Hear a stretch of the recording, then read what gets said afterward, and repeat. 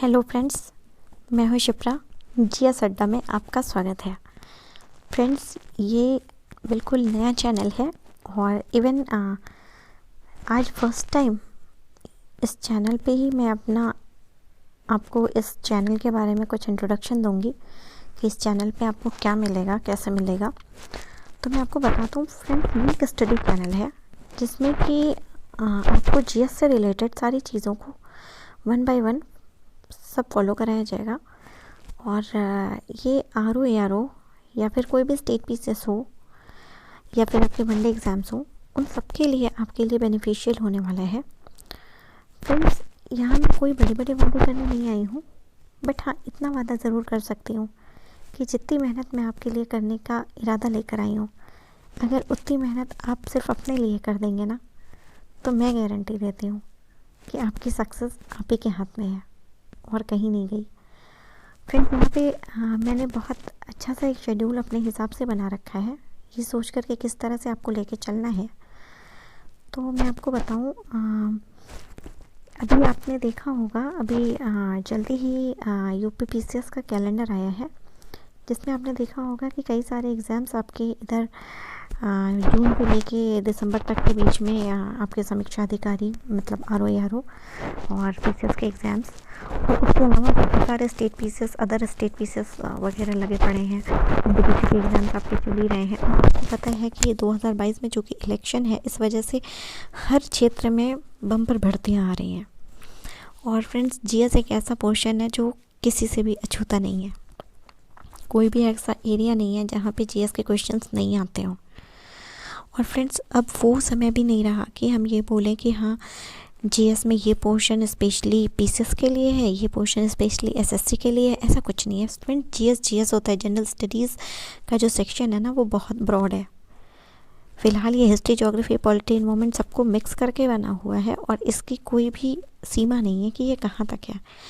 लेकिन फ़िलहाल हमें चूँकि सिलेबस के अकॉर्डिंग चलना है, तो हम एक मोटा एक हम स्टेट पीसेस को ही अपना मेन टारगेट लेके चलेंगे। ARO और स्टेट पीसेस को हम मेन टारगेट लेके चलेंगे। लेकिन इसके साथ में ये आपको गारंटी देती हूँ कि इसमें आपके सारे एग्ज़ाम्स के क्वेश्चन समाहित हो जाएंगे इसमें। क्योंकि देखिए फ्रेंड्स, होता क्या है ना कि ये ही एग्ज़ाम्स ऐसे हैं जो जिनका लेवल थोड़ा हाई होता है। तो आप थोड़े लो लेवल के एग्ज़ाम्स तो अपने आप क्लियर कर लेंगे ना, जब आप हाई लेवल की चीज़ें पढ़े रखोगे तो। और वैसे भी जो एसएससी वाले हैं या फिर एनटीपीसी वाले हैं या कोई भी हो, ये भी तो स्टेट पीसेस भी साथ साथ देते ही रहते हैं। आज नहीं दे रहे तो कल देंगे। और वैसे भी इनके लेवल में भी कोई ख़ास फ़र्क नहीं है फ्रेंड्स, बस पैटर्न का फ़र्क होता है, बाकी जीएस तो सेम है। तो बस यही चीज़ ध्यान में रखते हुए मैंने अपना एक नया चैनल स्टार्ट किया है। और क्योंकि मैं इसके लिए बहुत मेहनत कर रही हूँ, मैं आपको बताऊँ, मुझे टेक्निकल नॉलेज कुछ खास नहीं है।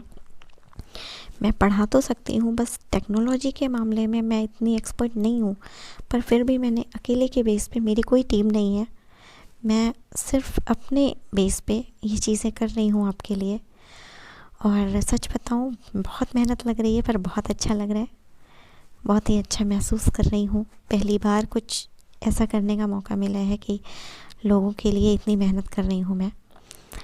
तो ऐसे ऑफलाइन क्लासेस पढ़ाना बहुत आसान था सब कुछ, लेकिन अभी आप देख रहे हैं कोरोना की वजह से लोग धीरे धीरे शिफ्ट हो रहे हैं इधर। तो फ़िलहाल जो भी है, अच्छा एक्सपीरियंस है, बहुत अच्छा लग रहा है।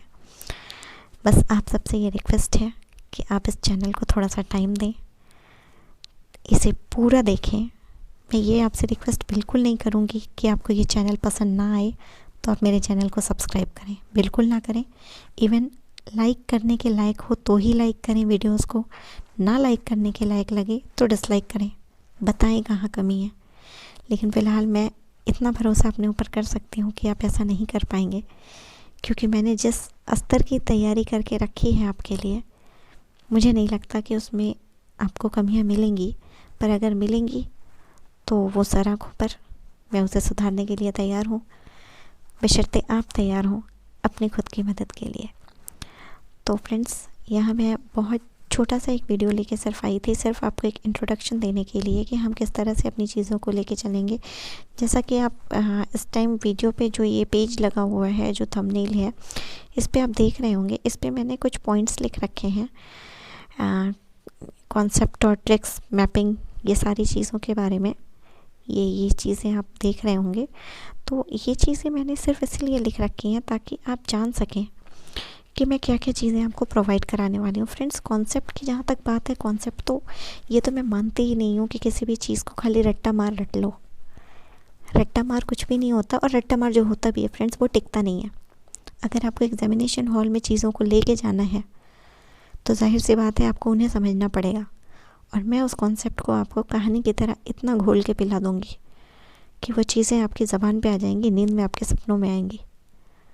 और रही बात ट्रिक्स की, तो हाँ, ये मैं एक्सेप्ट करती हूँ कि कुछ ऐसी चीज़ें होती हैं जो हर चीज़ें आप कॉन्सेप्ट के बेस पे आप फैक्ट को नहीं याद कर सकते। फैक्ट के लिए आपको कुछ ज़रूरत पड़ती है, तो जहाँ ज़रूरत पड़ेगी मैं आपको ट्रिक्स भी प्रोवाइड कराऊँगी। मैं आपको मैपिंग्स कराऊंगी। मैपिंग्स के थ्रू जब आप चीज़ों को पढ़ते हैं तो वो चीज़ें आपको रटने की ज़रूरत नहीं पड़ती हैं। मैं आपको एग्ज़ाम टाइम के पहले वो सारी लिस्टिंग्स दूंगी जो फैक्ट बेस्ड क्वेश्चन आते हैं उनके लिए, वो सारी चीज़ें आपको दिलाऊंगी। और इन सारी चीज़ों से ऊपर जो सबसे इम्पोर्टेंट होता है फ्रेंड्स, मैं ऑफलाइन क्लासेस में भी हमेशा ये बात बताती हूँ और आपको भी बता रही हूँ कि फ्रेंड्स, जो सबसे इम्पोर्टेंट है ना, वो आप ये याद रखिएगा कि किसी भी एग्ज़ाम की तैयारी में अगर 50% आपकी मेहनत है ना, 50% आप हार्ड वर्क कर रहे हैं, तो बाकी की 50% सिर्फ और सिर्फ प्रीवियस ईयर के पेपर या मॉक टेस्ट का रोल होता है। ये बात आप मेरी गांठ बांध लीजिए। और इसे मैं तो क्या, इसे कोई नहीं काट सकता।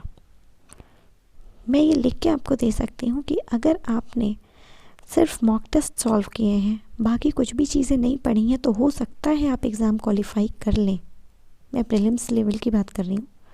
मेंस के लिए आपको डिटेल्ड इन्फॉर्मेशन होनी चाहिए, तो हो सकता है आप प्रीलिम्स क्वालिफाई कर लें अगर आपने सिर्फ प्रीवियस ईयर क्वेश्चन और मॉक टेस्ट किए हैं तो।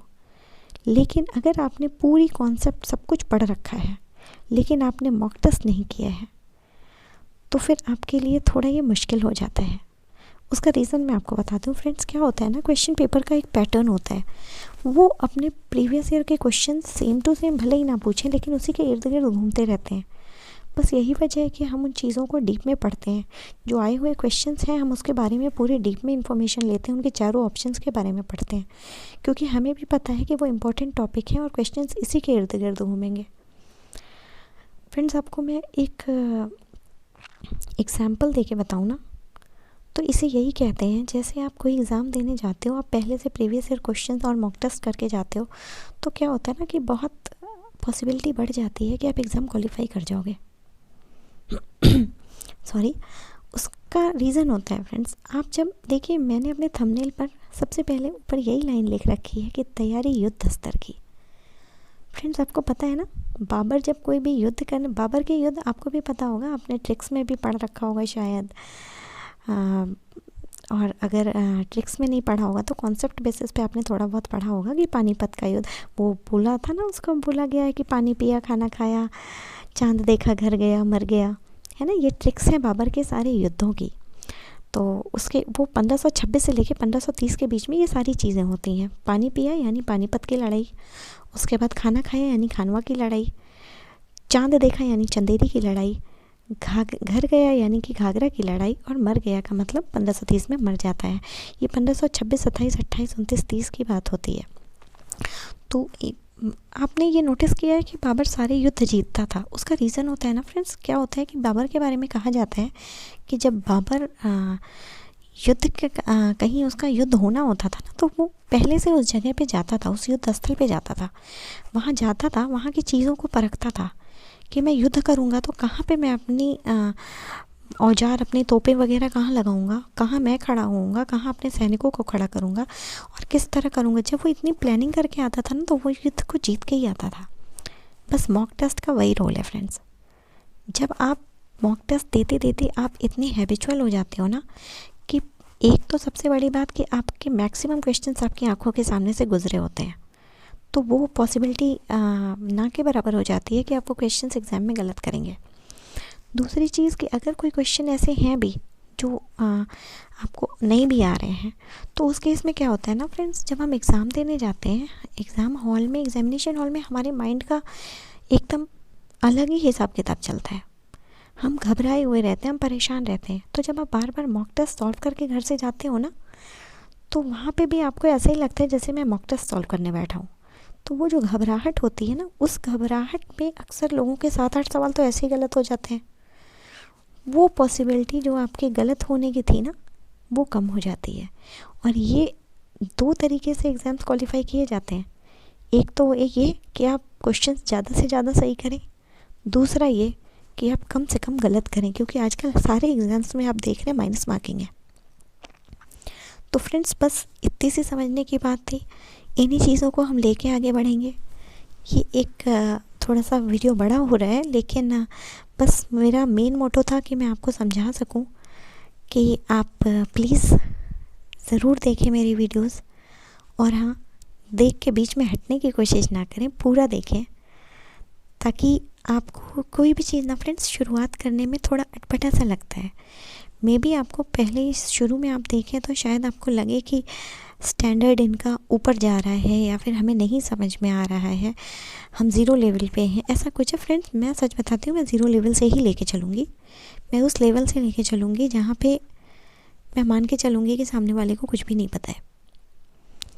और उसके साथ मैं आपको हर सेक्शन के टेस्ट कराते जाऊँगी। 10 से 15 दिन के बाद मैं आपसे खुद पूछूँगी कि अब आप कमेंट बॉक्स में रिस्पॉन्स दीजिए और मुझे बताइए कि अब आपको कैसा लग रहा है।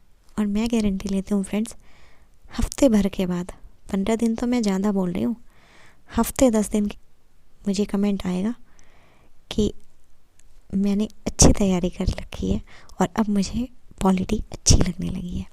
तो बस मुझे भी इसी बात का इंतज़ार है। बस आपसे एक रिक्वेस्ट है कि ज़्यादा से ज़्यादा इस चैनल को प्लीज़ प्लीज़ प्लीज़ शेयर करें, और फ़िलहाल तो सब्सक्राइब ज़रूर करें, और अपने दोस्तों से भी बोलें कि वो भी सब्सक्राइब करें, शेयर करें, थोड़ा सा चैनल को सपोर्ट आप करें। ठीक है, थैंक यू। मिलते हैं एक नए वीडियो के साथ। Thank you very much. Bye bye, take care.